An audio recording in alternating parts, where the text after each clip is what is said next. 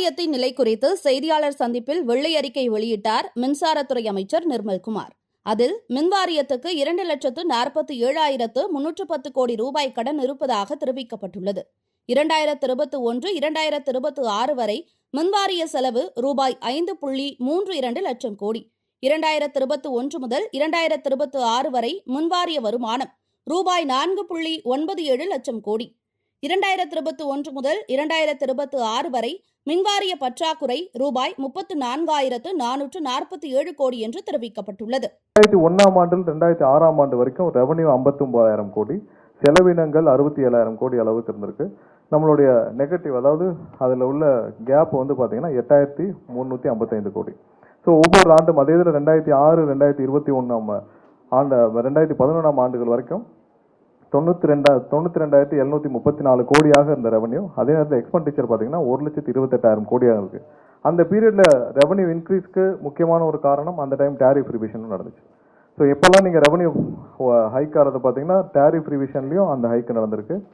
அதே நேரத்தில் 2011ஆம் ஆண்டு அந்த கேப் பார்த்தீங்கன்னா 56,000 கோடி. ஸோ கடைசி 5 ஆண்டுகள் நம்ம 2021 26 வரைக்கும் பார்த்தீங்கன்னா 4,97,000 கோடி மொத்த ரெவன்யூ நமக்கு டிஎன்ஏபிக்கு வந்திருக்கு. அதில் செலவினங்கள் எக்ஸ்பெண்டிச்சர் 5,32,443 கோடி, கேப்பு பார்த்தீங்கன்னா 34,000 கோடி. இதில் ஏன் இவ்வளோ கேப்பு கம்மின்னு பார்த்தீங்கன்னா நம்மளுடைய டேரிஃப் ரிவிஷன் 2021. அதெல்லாம் வந்து அடுத்த ஸ்லைடில் ஒவ்வொரு ஆண்டும், இப்போ நீங்கள் மொத்தம் 5 ஆண்டுகளுக்கும் பார்த்தீங்க, ஒவ்வொரு ஆண்டுக்கும் பார்த்தீங்கன்னா எவ்வளோ நம்ம இதில் உங்களுக்கு தெளிவாக தெரியும். கட்டணம் உயர்த்தப்படும் போது அதே அளவுக்கு செலவினங்களும் உயர்த்தப்படுகிறது. செலவினங்கள் அதிகரிக்கிறது தவிர கட்டமைப்புகள் பலப்படுத்தப்படவில்லை என்று அமைச்சர் நிர்மல்குமார் தெரிவித்தார். மின்வாரியத்தில் குறுகிய கால கான்ட்ராக்ட் மூலம் அதிக விலைக்கு மின்சாரம் வாங்கப்படுகிறது. அதை நீண்ட கால கான்ட்ராக்டாக மாற்றுவதன் மூலம் விலையை குறைக்க முயற்சி மேற்கொள்ளப்பட்டுள்ளது. இதனால் மாதம் 215 கோடி ரூபாய் சேமிக்கப்படும் எனவும் அவர் தெரிவித்துள்ளார். அந்த கூடுற அளவுக்கு அந்த 51,838 கோடி கூடுற அளவுக்கு என்ன பெரிய செலவு செஞ்சாங்கன்னு நம்ம ஒவ்வொன்றா அதில் பார்க்க போகிறோம். ஏன்னா என்ன புதுசாக பெரிய டிரான்ஸ்ஃபார்மர் வாங்கப்பட்டுச்சா இல்லை, புதிதாக நிறைய திட்டங்கள் தொடங்கப்பட்டுச்சா இல்லை, புதிதாக நீங்கள் வேக்கண்ட்டாக இருந்த ஒரு 50,000 பேர் 60,000 பேர் பணியிடங்களை நிரப்புனீங்களா இல்லை, எதுவுமே செய்யாமல் அதுக்கு முந்தைய ஆண்டுகள் என்ன பண்ணாங்களோ அதே தான் பண்ணியிருக்கீங்க. அதே ப்ரொசீஜர்ஸ் தான், அதே விஷயம் தான் ஃபாலோ பண்ணிருக்கீங்க. அப்போ செஞ்சதை கூட இப்போ செய்யவில்லை. அதை கம்பேரிசன் தான் நம்ம கொடுக்க போகிறோம். ஸோ அப்போ என்ன செஞ்சாங்களோ அதை கூட செய்யலை. அப்படி இல்லாமல் எப்படி நீங்கள் 51,000 கோடி, அதாவது ரெவன்யூ டேரிஃப் ரிவிஷன் பண்ணுறதே வந்து பார்த்தீங்கன்னா அந்த கம்பெனி நஷ்டத்தில் இயங்குது, டேரிஃப் ரிவிஷன் பண்ணுறோம், அதனால் ரெவன்யூ அதிகரிக்குது, அதனால வந்து கடன் சுமை குறையும், ரெவன்யூ அதிகரிக்குது, நம்மளுடைய எக்ஸ்பென்ஸும் குறையணும். இதோட இன்டென்ஷன் தான் நம்ம டேரிஃப் ரிவிஷன் பண்ணுறது. டேரிஃப் ரிவிஷன் பண்ணுறதும் சப்சிக்வெண்ட்டாக அதே அளவு நீங்கள் 51,000 கோடி எக்ஸ்பெண்டிச்சரும் கூடுறது வந்து நம்ம ரொம்ப கவனிக்கப்பட வேண்டிய விஷயம். எப்படி கூடுச்சு, அதனால என்ன பண்ணீங்க? இப்போ நம்ம அந்த ஷார்ட் டேர்ம் கான்ட்ராக்டையும் இப்போ நம்ம அந்த கடந்த ஒரு மாதத்தில் சின்ன சின்ன லீக்கேஜஸ் ஆகுது சரி பண்ணுவோம்னு சொல்லிட்டு இந்த ஷார்ட் டேர்ம் கான்ட்ராக்ட் இந்த ஓப்பன் எக்ஸ்சேஞ்ச் மார்க்கெட்டில் இருக்கிறதையும் சரி பண்ணுறதுக்காக லாங் டேர்ம் கான்ட்ராக்ட் போடுறதுக்கான வேலைகளை செஞ்சுருக்கோம்.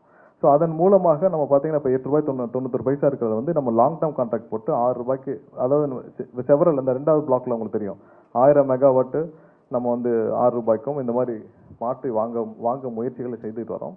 ஸோ இதன் மூலமாக நமக்கு வந்து ஒவ்வொரு மாதமும் ₹215 கோடி நம்ம வந்து மிச்சம் பண்ண முடியும். இப்போ இருக்கிற காலகட்டத்தில் அந்த ரெண்டு செக்டாரை மட்டும் இப்போ உடனே மாற்றுறதுக்கான வேலைகளை துவங்கி இருக்கிறோம். ஸோ இதன் மூலமாக ஒரு ₹215 கோடி சேவ் பண்ண முடியும் ஒவ்வொரு மாதத்திற்கும். ஸோ அந்த வேலை துவக்கப்பட்டுள்ளது. ஸோ இதெல்லாம் வந்து அந்த ஷார்ட் டேர்ம் கான்ட்ராக்ட்லாம் மாற்றிட்டு போடுறதுக்கான முயற்சிகள் ஆல்ரெடி எல்லாம் ஆரம்பிச்சிச்சு. ஒரு சில வாரங்களில் இதுக்கான ப்ராக்ரஸ் எல்லாம் தனித்தனி கான்ட்ராக்ட் எங்கெங்கெல்லாம் அவைலபிலிட்டி இருக்கோ அதெல்லாம் லாங் டேர்ம் கான்ட்ராக்டை போட சொல்லி நம்ம வந்து எவ்வளோக்கு பர்ச்சேஸ் பண்ணுறோம்னு சொல்லி அதெல்லாம் முடிச்சு நம்ம வந்து இதன் மூலமாக இது ரெண்டையும் மாற்றுறதுக்கான வேலைகளை செஞ்சுட்டு இருக்கோம். திமுக ஆட்சியில் மின் கொள்முதலில் ரூபாய் 58,000 கோடி முறைகேடு நடந்துள்ளது. ஊழலே வெளியில் தெரியாத வகையில் விஞ்ஞான முறையில் தெளிவாக செய்துள்ளனர். முன்னாள் முதலமைச்சரின் மாப்பிள்ளை, அவரது நண்பர்கள், மகன், அவரது நண்பர்கள் மூலமே மின்சார வாரிய முறைகேடு நடந்திருப்பதாக அமைச்சர் குற்றம் சாட்டியுள்ளார். அதாவது இதுதான் என்னன்னா, கொள்முதல் அந்த காலகட்டத்தில் நாங்கள் வந்து இங்கே போய் ₹21 அவைலபிளாக இருக்குன்னு வாங்கிட்டாங்க. சரியா, இது வந்து போன கடந்த ஆட்சியில் 58,000 கோடி அளவுக்கு முறைகேடாக கொள்முதல் செய்யப்பட்டதுன்னு சொல்லிட்டு 2020-21 ஆண்டுகளில் இருக்கிறது 58,000 கோடி அளவுக்கு இருக்குன்னு தெரியும். ஸோ அது வந்து ப்ரொக்யூர் பண்ண இடத்துல நீங்கள் டாக்குமெண்டடாக சரியாக விஞ்ஞான ஊழல் செய்தவர்களுக்கு டாக்குமெண்டடாக சரி பண்ணி செய்ய தெரியும். ஸோ அதையே மீறி ஒரு சில இடத்துல இருக்க கேப்பில் அந்த கண்டக்டர் மாதிரியான விஷயங்கள் நம்ம பிடிக்கிறோம். எங்கெங்கெல்லாம் வந்து அவங்க வந்து விஞ்ஞான முறையில் தெளிவாக 50 ஆண்டுகளாக செஞ்சவங்களுக்கு இப்பயும் செய்ய தெரியாதா? அதுலேயும் மிஸ் பண்ணுற விஷயங்கள் அந்த டிரான்ஸ்ஃபார்மர் ஊழல், இந்த கண்டக்டர்லாம் சின்ன சின்ன விஷயங்களை படிச்சிருக்கோம். மெயின்டெனன்ஸு, கான்ட்ராக்ட் ஸ்டாஃபிங்கில் நிறைய கான்ட்ராக்ட் ஸ்டாஃபிங்கு, அதான் அந்த க்ளவுட் ஆடிட்டிங் போட்டிருந்தேன். கான்ட்ராக்ட் ஸ்டாஃபிங்கு, கான்ட்ராக்ட் வெண்டர்ஸு, சின்ன சின்ன கான்ட்ராக்ட் வெண்டர்ஸு, கான்ட்ராக்ட் ஸ்டாஃபிங்கு, எல்லா டெண்டர்ஸையும் 30 to 40% பஃபர் இல்லாமல் எந்த டெண்டரும் போகல. நம்ம டிரான்ஸ்ஃபார்மர் டெண்டரே அதில் ஒரு எக்ஸாம்பிள். நீங்கள் பார்த்தீங்கன்னா 8 லட்ச ரூபா ஒர்த்துள்ள டிரான்ஸ்ஃபார்மரை நம்ம 13 லட்ச ரூபா கோட் பண்ணியிருக்கோம். 30 to 40% பஃபர். ஸோ நீங்கள் எல்லா மொத்த டெண்டரையும் எடுத்திங்கன்னா எல்லா டெண்டர்லேயும் கண்டிப்பாக ஒரு 30 to 40% பஃபர் இருந்திருக்கு.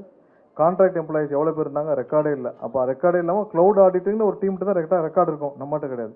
எவ்வளோ வெண்டர்ஸ் இருக்காங்க எல்லாம் கன்சல்டேட் பண்ணுறது. ஸோ இதன் மூலமாக கண்ணுக்கு தெரியாமல் மிகவும் தெளிவாக அவர்கள் பணம் வெளியே போயிருக்கு பல வழிகளில். ஸோ அதுதான் கடந்த திமுக ஆட்சியில் அனைத்து டெண்டர்களிலும் 30 முதல் 40% கமிஷன் பெற்றுள்ளனர். கமிஷன் கொடுத்ததாக எந்த ஒப்பந்ததாரரும் தற்போது வரை புகார் அளிக்க முன்வரவில்லை. கமிஷன் கொடுத்ததாக புகார் அளித்தால் அடுத்த நிமிடம் முதல் தகவல் அறிக்கை பதிவு செய்யப்படும் என்றார். மின்துறையில் மொத்தம் 65,921 காலி பணியிடங்கள் இருக்கின்றன. மொத்த பணியிடங்கள் 1,40,635. அதில் 74,714 பணியிடங்கள் மட்டுமே நிரப்பப்பட்டுள்ளன என்றார். ஸோ ஒரு சப்ஸ்டேஷனில் குறிப்பிட்ட அளவு நபர்கள் இருந்தால் தான் அவங்க போய் அட்டெண்டாவது பண்ண முடியும். இன்றைக்கி மக்கள் எல்லாம் போகிறாங்க, சப்ஸ்டேஷனில் போகிறாங்கன்னா சப்ஸ்டேஷனில் யாருமே இல்லைன்னா அவ்வளோதான் ஸ்டாஃப் இருக்காங்க. இருக்கிற சப்ஸ்டேஷனில் ஸ்டாஃப், அங்கே ஆஃபீஸில் ஸ்டாஃப், எவ்வளோ ஸ்டாஃப் இருக்காங்க நம்ம பார்க்குறதுக்கு தான் இதை குறிப்பிட்டிருக்கிறோம். ஸோ நம்மளுடைய மொத்த தேவை, டிஎன்இபியோட மொத்த தேவை 1,40,635 எம்ப்ளாயீஸ் இந்த டிஎன்இபிக்கு தமிழகம் முழுவதும் தேவை. இதில் எவ்வளோ பேர் இருக்காங்கன்னா 74,714 பேர் இது வரைக்கும் வேலையில் அமர்த்தப்பட்டு வேலையில் இருக்காங்க. எவ்வளோ வேக்கன்ட் இருக்குன்னு பார்த்தீங்கன்னா 65,921 பேர் இப்போ நம்பர் இது வரைக்கும் வேக்கண்ட்டாக இருக்குது. கடந்த 10 வருடத்தில் பார்த்தீங்கன்னா கிட்டத்தட்ட 20,240 பேர் ரிட்டையர்மெண்ட் மட்டும் ஆகிருக்காங்க கடந்த 10 வருடத்தில். ஸோ அதில் எவ்வளோ ஃபில் பண்ணியிருக்காங்க நம்ம அடுத்த ஸ்லைடில் பார்ப்போம். அடுத்த 5 வருஷத்தில் 16,782 பேர் ரிட்டையர்மெண்ட் ஆக போகிறாங்க. 2030க்குள்ள அடுத்த 5 வருஷத்தில் நம்ம 16,782 பேர் ரிட்டையர்மெண்ட் ஆக போகிறாங்க. ஸோ இதெல்லாம் கணக்கில் கொண்டு நம்ம இதை சரி செய்யும் வேலையை நம்ம இந்த அரசு பொறுப்பேற்று உடனே முதல் வாரத்திலே நம்ம துவக்கப்பட்ட விஷயம்தான் இது. ஏன்னா இது ரொம்ப அலாமிங்கான விஷயம். இதை நம்ம உடனே அட்ரஸ் பண்ணணும். இப்போ 16,000 பேர் சப்சிக்வெண்ட்டாக இதுலேருந்து குறைஞ்சிட்டாங்கன்னா நீங்கள் கிட்டத்தட்ட பார்த்தீங்கன்னா அதில் 60,000 கீழே போயிடும். 58,000 பேர் வச்சுன்னா எந்த ஃபங்க்ஷனும் பண்ண முடியாது. நம்ம இதோட எந்த இதுலேயும் ஜென்ரேஷனாக இருக்கட்டும், இல்லை டிஸ்ட்ரிபியூஷனாக இருக்கட்டும், எந்த இதுலேயும் நம்ம ஃபங்க்ஷனே பண்ண முடியாது. ஸோ இது ரொம்ப முக்கியமான விஷயம். இதை அட்ரஸ் பண்ண வேண்டிய முக்கியமான விஷயம். வெள்ளை அறிக்கை குறித்து பதிலளித்து பேசினார் முன்னாள் மின்சாரத்துறை அமைச்சர் செந்தில் பாலாஜி. தாவேக அரசு உள்நோக்கத்தோடு வெள்ளை அறிக்கையை வெளியிட்டுள்ளதாக செந்தில் பாலாஜி குற்றம் சாட்டியுள்ளார். நலிவடைந்து கிடந்த மின்துறையை போதிய நிதி ஒதுக்கி காப்பாற்றியவர் மு.க.ஸ்டாலின். திமுக ஆட்சியில் தடையின்றி மின் விநியோகம் செய்யப்பட்டது. அதிமுக ஆட்சியில் 3 கட்டங்களாக மின்கட்டணம் உயர்த்தப்பட்டது. 2021 திமுக ஆட்சிக்கு வரும்போதே மின்சார வாரியத்தில் 1.59 லட்சம் கோடி ரூபாய் கடன் இருந்தது. அதிமுக ஆட்சியில் வாங்கிய கடனுக்காக நாங்கள் வட்டி கட்டினோம். மின்துறையில் அதிமுக ஆட்சியில் வாங்கிய கடனுக்காக 5 ஆண்டுகளில் ரூபாய் 75,000 கோடியை வட்டியாக கட்டியுள்ளோம். அதை ஏன் வெள்ளை அறிக்கையில் சொல்லவில்லை என்று கேள்வி எழுப்பியுள்ளார்.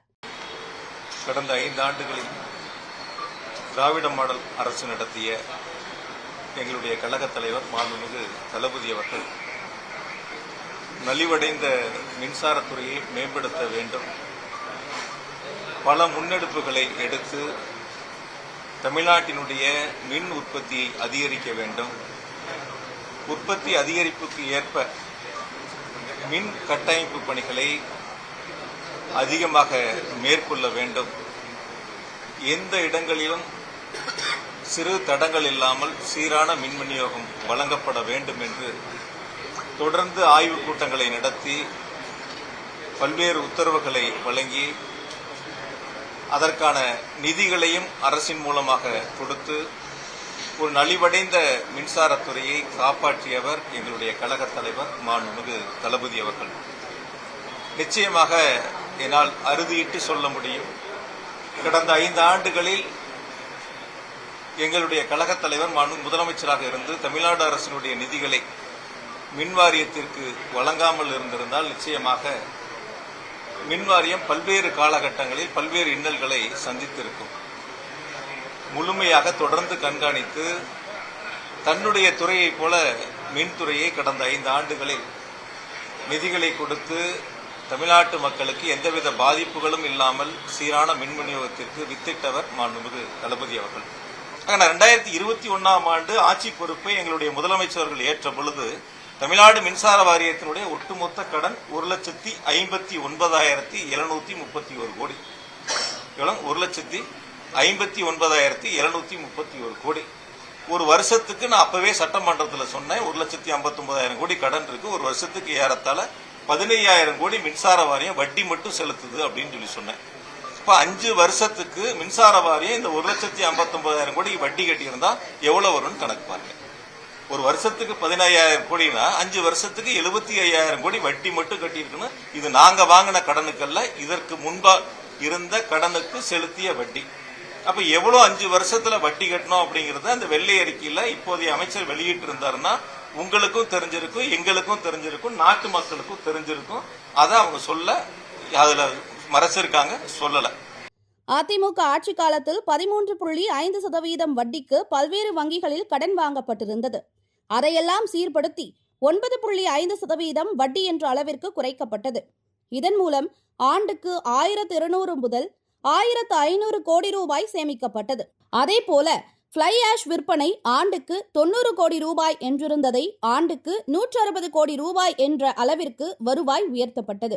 ஆண்டு திராவிட மாடல் அரசு அமைந்தவுடன் முதலமைச்சர் எங்களுக்கு இட்ட கட்டளை, தமிழ்நாடு மின்சார வாரியம் பல்வேறு வங்கிகளிலும் பல்வேறு நிதி நிறுவனங்களிலும் கடன்களை பெற்றிருக்கின்றார்கள். அந்த கடன்களுக்கு செலுத்தக்கூடிய வட்டித் தொகை என்பது 13.5 விழுக்காடு வரை அதிகபட்சமாக கடன் தொகையை வாங்கியிருக்கின்றார்கள். அதை முழுவதுமாக குறைத்து ஒரு கட்டுப்பாட்டுக்குள் கொண்டு வரப்பட வேண்டும் என்று உத்தரவுகளை வழங்கினார்கள்.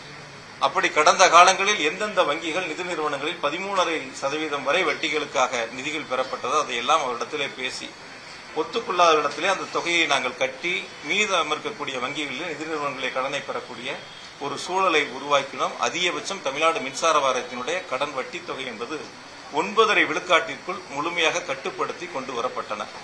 இதன் மூலமாக ஒரு ஆண்டிற்கு 1,200 கோடி ரூபாய் 1,500 கோடி ரூபாய் அளவிற்கான சேமிப்புகளை எங்களால் உருவாக்க முடிந்தது. அதேபோல அறப்போர் இயக்கம் தொடர்ந்துள்ள வழக்கில் ராஜஸ்தான் மின்மாற்றி கொள்முதலோடு தமிழ்நாட்டை ஒப்பிடுவதே தவறானது. நமது டெண்டர் முறை வேறு, அவர்களுடையது வேறு.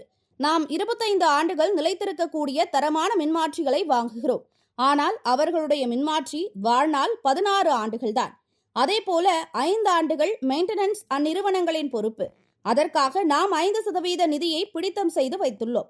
ஆனால் ராஜஸ்தான் அரசு 3 வருடங்கள் மெயின்டெனன்ஸ், 0.5% நிதி மட்டுமே பிடித்தம் செய்கிறார்கள். தரமான பொருளுக்கும் டூப்ளிகேட் பொருளுக்குமான விலை வேறு வேறாகத்தான் இருக்கும் என்றார். அறப்போர் இயக்கம் தாக்கல் பண்ணதுல அன்னைக்கு இருக்கக்கூடிய ஜெம் போர்ட்டலா இருக்கட்டும் அல்லது ராஜஸ்தானோட ரேட்டா இருக்கட்டும், வெளிச்சந்தையில என்ன ரேட்டு, இது எல்லாம் போட்டு நம்மளுடைய டெண்டர் கண்டிஷன் ஒன்று இருக்கும். நம்ம போவோம், இப்போ நீ ஸ்பேர் பார்ட்ஸ் கிடைக்கும், உங்கள் 2 வீலருக்கு ஸ்பார்ட்ஸ் வாங்க போவீங்க. போனோடனே கேட்பார், சார் ஒரிஜினலா டூப்ளிகேட்டா? ஸ்பேர் பார்ட்ஸ் என்ன கேட்பாரு, ஒரிஜினலா டூப்ளிகேட்டா பாருங்க. ஒரிஜினல் ஒரு ரேட் இருக்கும், டூப்ளிகேட் ஒரு ரேட் இருக்கும். நம்ம எதை விரும்புறோமோ அதை வாங்கிக்கலாம். ரெண்டையும் எடுத்து டேபிள்ல வைப்பாங்க. நம்ம விரும்புறோம், சார் நம்ம ஒரிஜினல் கொடுங்கன்னு கேட்டு வாங்குவோம். ஆக நம்ம போட்ட அந்த மின்மாற்றி கொள்முதல்ல நம்ம போட்டிருக்கிற கண்டிஷன் என்ன, ராஜஸ்தான் போட்ட கண்டிஷன் என்ன, இந்திய நேஷனல் அளவில் இருக்கக்கூடிய டிரான்ஸ்பார்மரோட ஃபெயிலியர் ஆவரேஜ் என்ன, நம்ம ஸ்டேட்டோட ஃபெயிலியர் ஆவரேஜ் என்ன, இது எல்லாம் அவரு வெளியில சொல்லணும். இது எல்லாம் வெளியில அவரு சொல்லணும். பொதுவாக அவர் சொல்லியிருக்கக்கூடிய அந்த 7 டெண்டர்ல குறிப்பா குறிப்பிட்டு சொல்லக்கூடிய ஒரு டெண்டர் M11 ஒரு டெண்டரை அவர் குறிப்பிட்டு சொல்றாரு. நிறைய 7 லட்சத்துக்குனாரு, அப்புறம் 8 லட்சம்னாரு, அப்புறம் 11 லட்சம்னாரு, 12 லட்சம்னாரு, இப்படி வசதிக்கு தகுந்த மாதிரி சில நேரங்கள்ல மாத்தி சொல்றாரு. அன்னைக்கு இருக்கக்கூடிய விலைகள் பொதுவா இந்த டிரான்ஸ்பார்மரை பொறுத்த வரைக்கும் காப்பர் தான் மிக முக்கியம். காப்பர் உலக சந்தையில என்ன விலைக்கு இருக்கு அதை ஒட்டி தான் அந்த டெண்டருக்கான ரேட்டை கோட் பண்ணுவாங்க. 2021 ஆண்டு தான் உலக சந்தையில காப்பர் உச்சபட்ச ரேட்ல இருந்துச்சு. அன்னைக்கு அந்த டெண்டர் கோட் பண்ணப்ப அந்த ரேட்டை அவங்க கோட் பண்ணியிருந்தாங்க. கோட் பண்ணதுக்கு அப்புறம் ஜெம் போர்ட்டலா இருக்கட்டும் இல்ல ராஜஸ்தானா இருக்கட்டும் எல்லா ரேட்டையும் எடுத்து கோட் பண்ணி அந்த டெண்டர் எங்களுடைய மின்சார வாரியத்துல அதுக்கான கமிட்டி ஆய்வு செய்து அதுக்கு பிறகு BLTCல கொடுத்து அவங்க அதை ஆய்வு செஞ்சு அப்புறம் போர்டுக்கு போகுது. போர்டுக்கு போனதுக்கு அப்புறம் போர்டுல யாரா இருக்கா, ஃபைனான்ஸ் செக்ரட்டரி இருக்காங்க, எனர்ஜி செக்ரட்டரி இருக்காங்க, இண்டஸ்ட்ரி செக்ரட்டரி இருக்காங்க, செக்ரட்டரி எக்ஸ்பெண்டிச்சர் இருக்காங்க, IAS ஆபிசர். ஆக மூத்த IAS ஆபிசர் அடங்கியதுதான் மின்சார வாரியத்தினுடைய போர்டு. அந்த போர்டுல முன்னாடி என்ன விலைக்கு வாங்கணும், ஜெம் போர்ட்டில் என்ன ரேட் இருக்கு, மற்ற ஸ்டேட்ல என்ன ரேட்டுக்கு வாங்கியிருக்காங்க, ராஜஸ்தான்ல என்ன ஸ்டேட்டுக்கு வாங்கியிருக்காங்க, அங்க என்னென்ன கண்டிஷன்லாம் போட்டிருக்கிறாங்க, நம்ம என்ன கண்டிஷன் போட்டிருக்கிறோம், இதனோட லைஃப் என்ன, அதனோட லைஃப் என்ன, இதெல்லாம் ஒப்பிட்டு பார்த்து தான் அந்த குழு அதுக்கான ஒப்புதலை கொடுப்பாங்க. ஒரு கால் அந்த ரேட் அவங்க ஒத்துக்கலன்னா திருப்பி அனுப்புவாங்க. யாரெல்லாம் டெண்டர் போட்டாங்களோ அவங்கள நீங்க திரும்ப அவங்கள அழைச்சு பேசுங்கன்னு சொல்லுவாங்க. இதுதான் இருக்கக்கூடிய நடைமுறை. அவங்க இன்னொன்னு என்ன சொல்றாங்க, எல்லாரும் எப்படி ஒரே பிரைஸ கோட் பண்ணான்னு சொல்றாங்க. எல்லாரும் ஒரே பிரைஸ் L1 போட்டாலோ L2 போட்டாலோ எல்லாத்தையும் அழைச்சு ரேட்டை குறைக்க சொல்லி பேசுவாங்க. குறைக்கலன்னா கேன்சல் பண்ணி ரீடெண்டருக்கு போவாங்க. இது கடந்த காலங்களில் தொடர்ந்து இருக்கக்கூடிய நடைமுறை. அந்த டெண்டரை பொறுத்த வரைக்கும் நான் M11 பொறுத்த வரைக்கும் அவங்களுக்கு நான் சொல்றது என்னன்னா, டெண்டர் போடும்போது 26 பேர் போட்டிருக்காங்க. 26 பேர் அந்த டெண்டரை கோட் பண்ணி போட்டிருக்கிறாங்க. அதுக்கு பிறகு அவங்கள்ட்ட தொடர்ந்து அழைச்சு பேசி பேசி பேசி ரேட்டை குறைக்க சொல்லி ரேட்டை குறைக்கிறாங்க. அதாவது 13,72,930 ரூபாய்க்கு அந்த டிரான்ஸ்ஃபார்மர் ரேட்டை கோட் பண்ணியிருக்காங்க. 26 பேர் அழைச்சு பேசி கடைசியா 16 பேர் தான் 12,49,800 ரூபாய்க்கு ஒத்துக்கிறாங்க. ஒத்துக்கிட்டு 16 பேர் மட்டும்தான் ஒர்க் ஆர்டரா வாங்குறாங்க, பர்ச்சேஸ் ஆர்டரா வாங்குறாங்க பிஓவை. ஆக 26 பேர் போட்டு 16 பேர் தான் ஒத்துக்கிறாங்கன்னா, அவங்க சொல்ற மாதிரி 3 லட்சம் ரூபாய் அந்த டிரான்ஸ்பார்மர்ல லாபம் இருந்திருந்தா, விலை கூடுதலா இருந்திருந்தா, ஏன் இந்த 10 பேர் இந்த டெண்டர் விட்டு வெளியே போகணும்? அவங்களுக்கான அந்த வருமானம் இருக்குல்ல, 3 லட்சம் கூட இருக்குல்ல, ஏன் அவங்க வேண்டாம போயிருக்கணும்? அல்லது இதுல தவறு நடந்திருந்தா இந்த டெண்டர் போட்டவங்க ஏன் நீதிமன்றத்துக்கு போகாம இருந்தாங்க? ஒன்னும் அவங்க நீதிமன்றத்துக்கு போயிருப்பாங்கல்ல, அந்த ரேட்டு கட்டுப்படி ஆயிருந்தா எங்களுக்கு அந்த ஆர்டர் கொடுக்கல, அதனால அவங்களை நீதிமன்றத்தை நாடன்னு போயிருப்பாங்க. யாரும் நீதிமன்றத்துக்கும் போகல. ஒவ்வொரு ஆண்டும் மின் தேவை அதிகரித்து வருவதால் மின்சார கொள்முதல் மற்றும் உற்பத்தி அதிகரிக்கப்பட்டது. வருவாய் அதிகரித்தாலும் கூட கொள்முதல் செலவினங்கள் அதிகரித்தன. வெளி மாநிலங்களில் மின்சாரம் வாங்கியதால் செலவு ஏற்பட்டது. அதை ஏன் வெள்ளை அறிக்கையில் காட்டவில்லை? கட்டண உயர்வால் மட்டுமல்ல, சீர்திருத்தங்கள் மூலமாகவே வருவாயை அதிகரித்துள்ளோம் என்றார். 19-20 தமிழ்நாட்டினுடைய மின் தேவை என்னங்கிறது 94,947 மில்லியன் யூனிட் ஒரு வருஷத்துக்கு. அதுவே 20-21 93,344, அது கோவிட் காலம். அதுக்கடுத்து 2021-22 98,674 million unit. 2022-23 1,03,546 million unit. 2023-24 1,11,504 million unit. 2024-25 1,16,813 million unit. ஆக 94,000 மில்லியன் யூனிட்ல இருந்து 1,16,000 மில்லியன் யூனிட் வரைக்கும் உயர்ந்திருக்கு. அப்படி நீங்க பாத்தீங்கன்னா ஏறத்தாழ 5 வருஷத்துல 25,000 மில்லியன் யூனிட் உயர்ந்திருக்கின்றன. அப்படி உயர்ந்த மில்லியன் யூனிட் மின் நுகர்வுக்கு ஏற்ப நாம் கொள்முதல் அதிகரிக்க வேண்டும், அதே போல உற்பத்திகள் அதிகரிக்க வேண்டும். அப்ப நம்ம உற்பத்தி அதிகரிக்கின்ற பொழுது அதற்கான செலவினங்கள் நமக்கு உறுதியாக கூடும். இந்த தேவைகளை பூர்த்தி செய்வதற்காக வெளிச்சந்தையில் நாம் மின்சாரத்தை கொள்முதல் செய்கின்ற பொழுது அதற்கான செலவினங்களும் நிச்சயமாக கூடும். இதை அந்த வெள்ளை அறிக்கையில் வெளியிட்டிருந்தால் மிக சிறப்பாக இருந்திருக்கும்.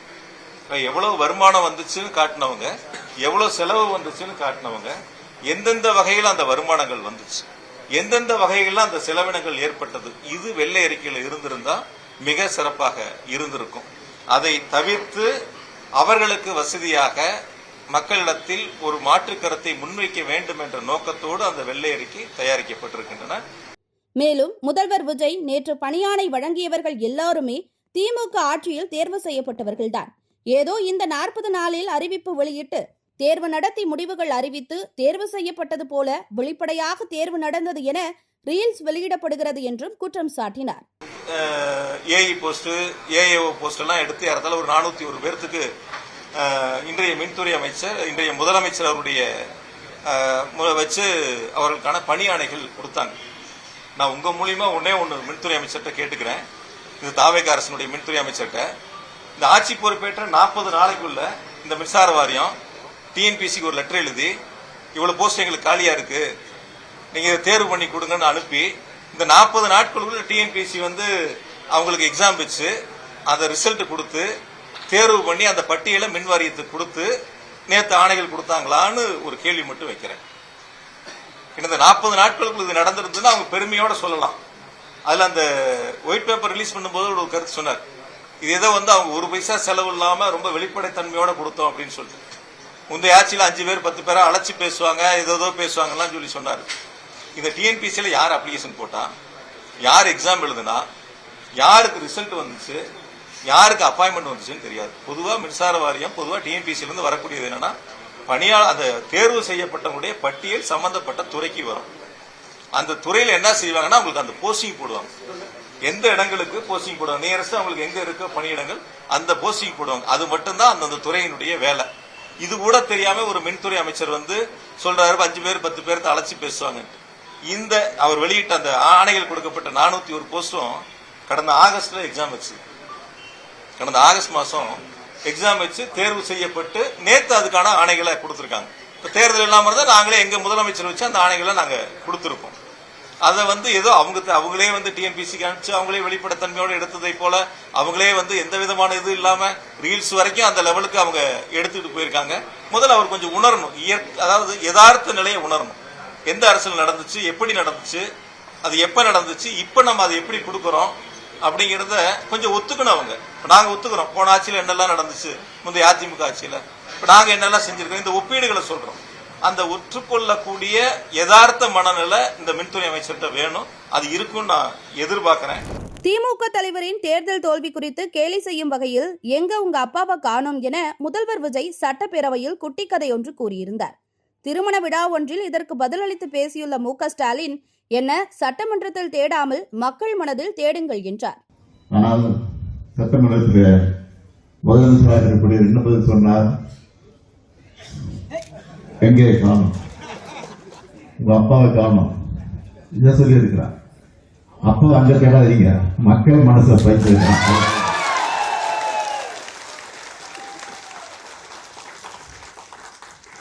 நீங்க தேர்தல் நாசமா இருக்கேன், மக்கள் தேர்தல் நிச்சயமா நான் முதல் நாளா இருப்பேன். சட்டமன்றத்தில் நான் இருந்தாலும் இல்லாவிட்டாலும் இன்னைக்கு நான் மக்கள் மன்றத்தில் இருக்கிறேன் என்பதை மாத்திரம் தெரிவித்துக்கிறேன். நான் அரசியலுக்கு வந்து கிட்டத்தட்ட 60 வருஷம் ஆகியிருக்கு. ஆக 60 வருஷமா மக்களாக தான் இருந்து கொண்டிருக்கிறேன். ஆட்சி இருந்தாலும் இல்லாவிட்டாலும் நாட்டு மக்களுக்காக பணியாற்றக்கூடியவர்கள் தான் திராவிட முன்னேற்ற கழகத்தை சார்ந்த சொல்லி இந்திய கம்யூனிஸ்ட் கட்சியின் மூத்த தலைவர் முத்தரசன் தாவேக கூட்டணியில் தெரியாமல் சேர்ந்துவிட்டோம் என்ற தொனியில் ஒரு குட்டி கதையை மு.க. ஸ்டாலின் பங்கேற்ற அதே திருமண விழாவில் பேசியிருக்கிறார். கொள்கை பற்றி தான் முக்கியம். ஆற்றுப்படுகைகளில் ஆடு மாடுகள் மேய்ந்து கொண்டு இருக்கும், அங்கேயே தான் மேயும். திடீர்னு அந்த பக்கம் கரையை பார்க்கும், இந்த பக்கத்தை விட அந்த பக்கம் கொஞ்சம் பசுமையாக தெரியும். இக்கரைக்கு அக்கறை பச்சை என்று சொல்லுவார்கள். முதல்ல ஒரு குதிரை போவோம், அப்புறம் ஒரு ஆடு போவோம், அப்புறம் ஒரு மாடு போவோம், மந்தையே அந்த பக்கமாக போயிடும். அங்கே போனால் அங்கே நிலைமை இதை விட ரொம்ப மோசமாக இருக்கும். இங்கேயாவது கொஞ்சம் நஞ்சம் பச்சை தெரியும், அங்கே ஒன்றுமே இருக்காது, காஞ்சி போய் கிடக்கும். ஆகா வந்துட்டவன், சரி வந்தாச்சு, வந்தோன்னே உடனே திரும்பினா அந்த படுகை ஏற்றுக்க என்ன பண்ணுறது, கொஞ்ச நாள் இருந்துட்டாது போமே அப்படின்ட்டு இப்படியான ஒரு சூழல். நான் யாரை பற்றியும் தனிப்பட்ட முறையில் சொல்லலைன்னா பொதுவாக சொல்கிறேன், தப்பாக யாரும் எடுத்துக்காது. யாரையும் யாரும் காணாமல் அடித்து விட முடியாது. பைத்தியம் குளித்தனமாக காணுங்கிறான். எதை காணும்? காணாமல் அடிச்சிட முடியுமா? ஒருபோதும் அடிக்க முடியாது, யாரையும் அடிக்க முடியாது. முன்னாள் நெடுஞ்சாலைத்துறை அமைச்சர் ஏவா வேலுவின் வீடு உட்பட அவர் தொடர்பான 13 இடங்களில் லஞ்ச ஒழிப்புத் துறையினர் சோதனையில் ஈடுபட்டனர். சாலை பணிகளை மேற்கொள்ளாமலேயே ரூபாய் 3.23 கோடி செலுத்தப்பட்டுள்ளதாக லஞ்ச ஒழிப்பு போலீசார் சோதனைக்கான காரணத்தை தெரிவித்துள்ளனர். இது தொடர்பாக ஏவா வேலு மற்றும் முன்னாள் பொறியாளர்கள் உட்பட 11 பேர் மீது 8 பிரிவுகளில் வழக்கு பதிவு செய்யப்பட்டுள்ளது. இந்த சோதனை குறித்து கருத்து தெரிவித்துள்ள ஏவா வேலு, இது தாவேக அரசின் பழிவாங்கும் நடவடிக்கை என தெரிவித்துள்ளார். தாவேக அரசு மத்திய அரசுடன் இணக்கமாக செயல்படும் என தெரிவித்திருப்பதை வரவேற்றுள்ளார் மத்திய நிதியமைச்சர் நிர்மலா சீதாராமன். எனக்கு ஒரு பாரத நாட்டோட மத்திய அரசுல இருக்கக்கூடிய அமைச்சரா நான் சொல்றேன், தமிழ்நாடு மத்திய அரசோட ஒரு கோஆபரேட்டிவ் மூட்ல போகும் அப்படிங்கிற மாதிரி சொல்லிருக்காங்க. அது ரொம்ப வரவேற்கத்தக்கது. ஏன்னா எந்த ஒரு மாவட்டத்துக்கும் எந்த ஒரு மாநிலத்துக்கும் குறைச்சலா பண்ணுங்க, இல்ல நிறைக்க பண்ணாதீங்கன்னு பிரதமர் ஐயா என்னைக்கும் சொல்லல. இப்போ இல்ல, இதுக்கு முன்னாடி இருந்த ஆட்சியிலையும் சரி, தமிழகத்துக்கு கொடுக்க வேண்டிய எல்லா நிதியும் கொடுக்கப்பட்டது. அதை தவிர பெரிய பெரிய ப்ராஜெக்ட், தூத்துக்குடி மாதிரி இடத்துல பெரிய ப்ராஜெக்ட்ஸ் எல்லாம் கூட அப்போ எடுத்துட்டு வந்தோம். இப்பவும் தமிழகத்துக்கு கொடுக்க வேண்டிய எல்லா விதமான உதவிகளும், அவங்களுக்கு உரிமையாக கொடுக்க வேண்டிய தொகைகளும் கட்டாயமாக கொடுக்கப்படும்.